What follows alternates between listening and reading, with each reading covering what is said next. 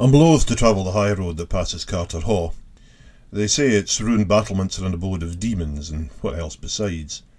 But I am a minister of the Lord, called to deliver his gospel to this barbarous borderland betwixt Tweedmouth and Sark. Such fancies are but papist superstition, and I press on past those forbidding walls. I was called on such an evening to visit Erskine Bell, a landowner widowed this year past, and dwelling under the cold shadow of the Cheviot. "God a mercy, man, what ails you?" quoth I, for I marvelled to see him sadly altered since Lammastide. His sunken cheeks were those of a gibbet crow 3 days a hanging. "She calls to me," he replied. "Who calls?"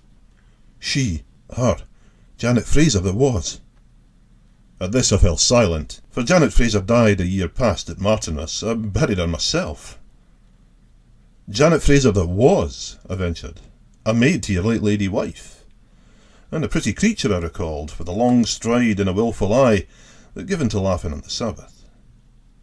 Bell let out a moan and buried his face. "Such a maid as Hagar was to Sarah, for we lusted upon one another, sir, aye, and coupled." "You knew her, sir?"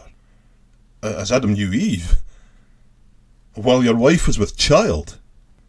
He beat his chest, saying, "God cursed my sin, taking my wife and unborn child, so I threw that lewd minx out, but she laughed, saying, 'There's a promise in your lust, Erskine Bell, and when I call, you shall come to me.'"